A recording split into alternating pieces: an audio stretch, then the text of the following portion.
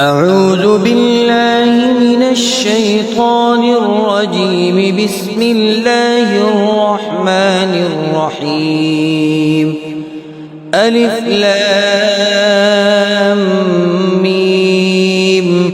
ذلك الكتاب لا ريب فيه هدى للمتقين الذين يؤمنون بالغيب ويقيمون الصلاة ومما رزقناهم ينفقون والذين يؤمنون بما أنزل إليك وما أنزل من قبلك وبالآخرة هم يوقنون.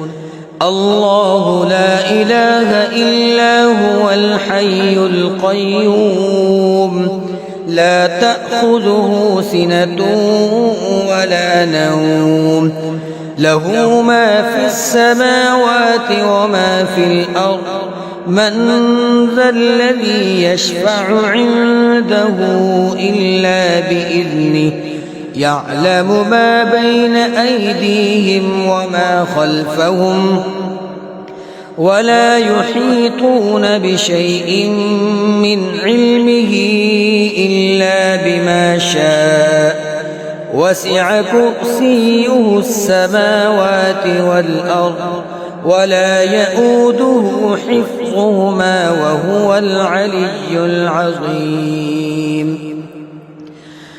لله ما في السماوات وما في الأرض وإن تبدوا ما في أنفسكم أو تخفوه يحاسبكم به الله فيغفر لمن يشاء ويعذب من يشاء والله على كل شيء قدير. آمن الرسول بما أنزل إليه من ربه والمؤمنون كل آمن بالله وملائكته وكتبه ورسله لا نفرق بين أحد من رسله وقالوا سمعنا وأطعنا غفرانك ربنا وإليك المصير.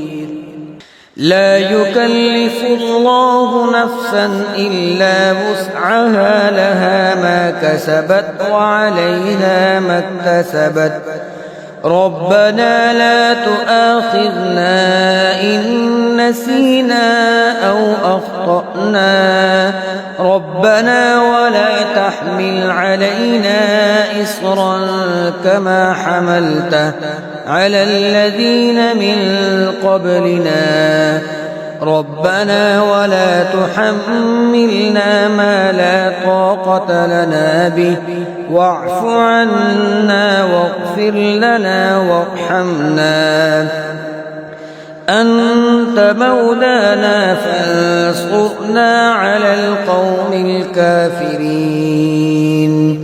قل يا أيها الكافرون لا أعبد ما تعبدون ولا أنتم عابدون ما أعبد ولا أنا عابد ما عبدتم ولا أنتم عابدون ما أعبد لكم دينكم ولي دين.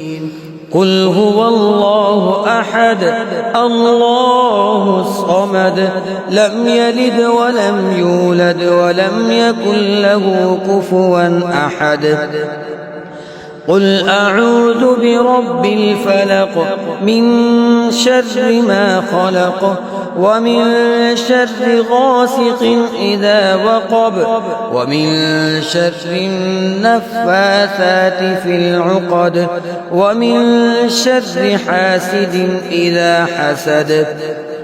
قل أعوذ برب الناس ملك الناس إله الناس من شر الوسواس الخناس الذي يوسوس في صدور الناس من الجنة والناس. اللهم صل على سيدنا ومولانا محمد وعلى آل سيدنا ومولانا محمد صلاة تنجينا بها من جميع الأهوال والآفات وتقضي لنا بها جميع الحاجات وتطهرنا بها من جميع السيئات وترفعنا بها عندك أعلى الدرجات وتبلغنا بها أقصى الغايات من جميع الخيرات في الحياة وبعد الممات، إنك على كل شيء قدير.